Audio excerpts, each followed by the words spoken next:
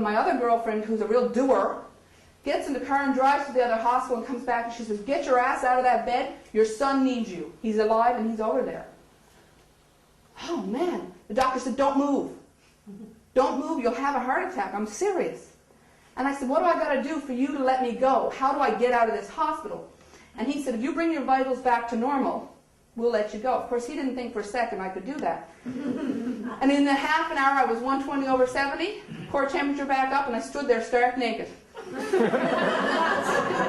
I said, you better get me some clothes or I'm going naked.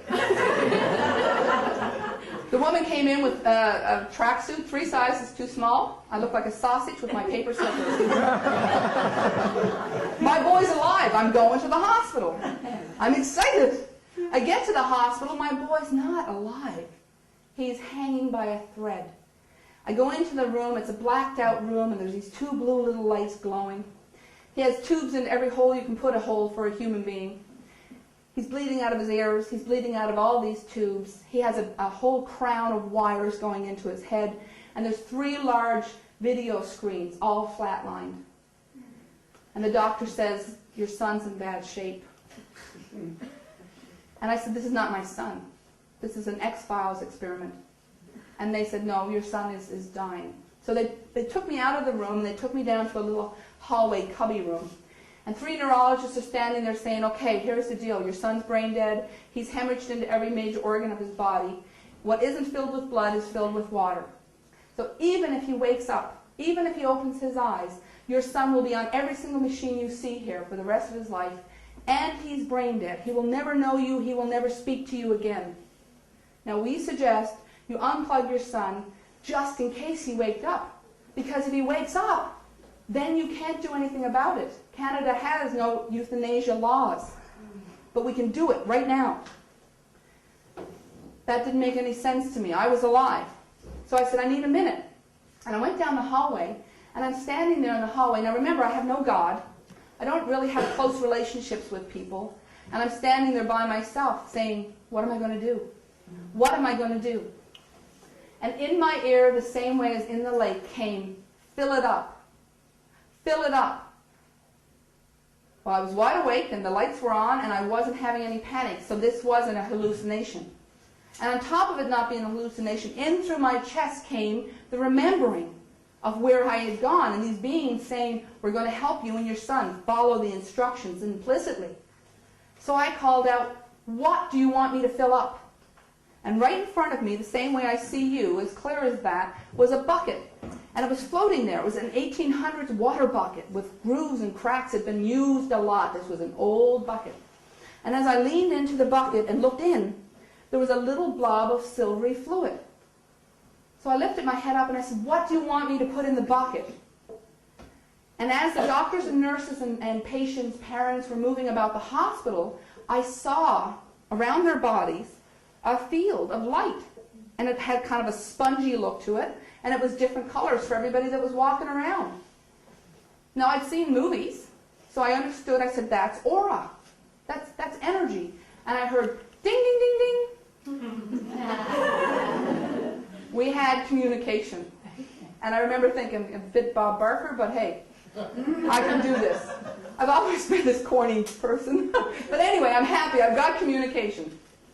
So I said, you want me to get the aura energy out of these people and into the bucket? And I heard ding, ding, ding, ding. Okay, how do I do it? How do I get it out of people? And then through my chest came all the instructions. First off, they told me, you're not what you appear to be. You're not a human being. I was like, really? Yes, you're an energy being that's taken on this form to be on this planet. So you have to heal both beings. The doctors are working on your son. Let them do what they're doing. We're going to tell you how to rebuild his energy field, his essence. I was like, okay, tell me how to do it. The instructions were to take both hands. It would be a negative and positive polarity. Put them on my son's body. And that the energy from us would flow through him like a blood transfusion. Don't do this for longer than 20 minutes at a time because the giver would become depleted.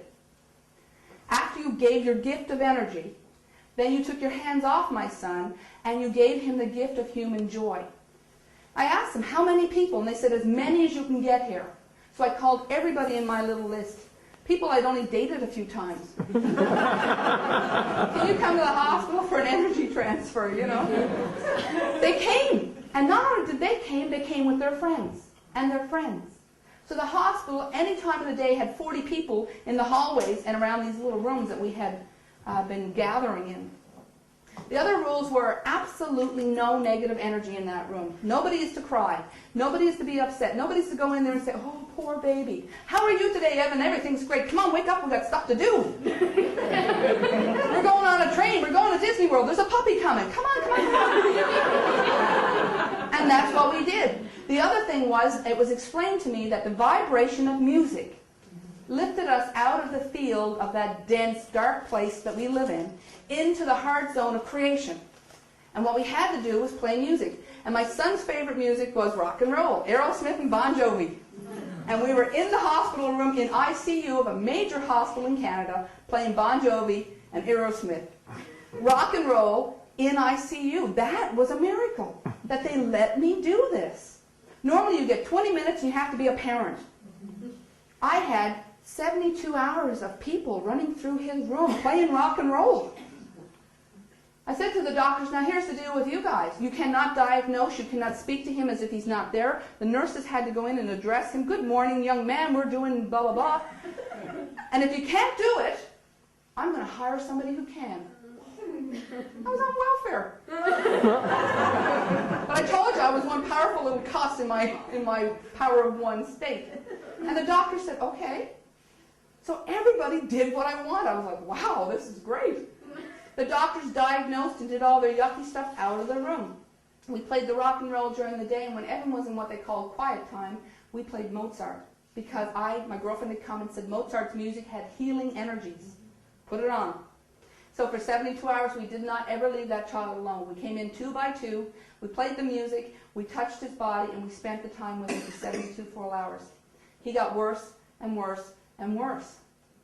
I was out of my mind. How can he be getting worse? By the 3rd day, his bowels were passing out of his body.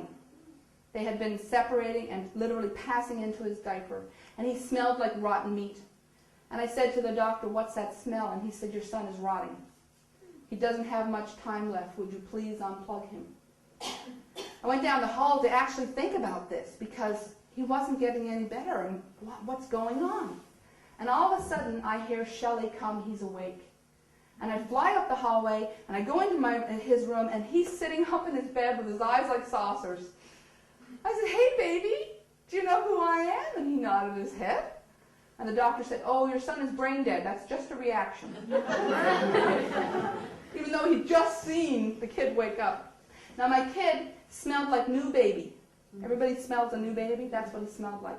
The burn marks on his chest were gone. That was from the paddles. He had 3 sets of burns around his heart. They were gone. And every tube was running clear. No blood anywhere. No smell of death. I leaned into my son and I said, is my name Sheila? And he shook his head like, are you crazy? You don't know your own name? I said, is my name Joanne? And even more. I said, is my name Shelley? And he nodded his head. And I said to the doctor, our conversation's done. So I spent the next 16 hours or so holding my son, singing songs and watching television and saying, come on, we got to get better and go up, you know, and go home. And Christmas was just around the corner. Within the 16 hours, they sent me to recovery. And as I was headed to recovery, the doctor says again, now your son had a really horrible traumatic experience. He'll never walk, he'll never talk, and he'll never poop again. I mean, he knew his bowels were just shot. And I said, I don't want to talk about it. Within 3 days of recovery, my son said, Mommy, I have to poop. And I walked him to the bathroom, and as far as I was concerned, this was done. We were going home. Within 3 weeks of that, we were home having Christmas. And I was determined not to be weird.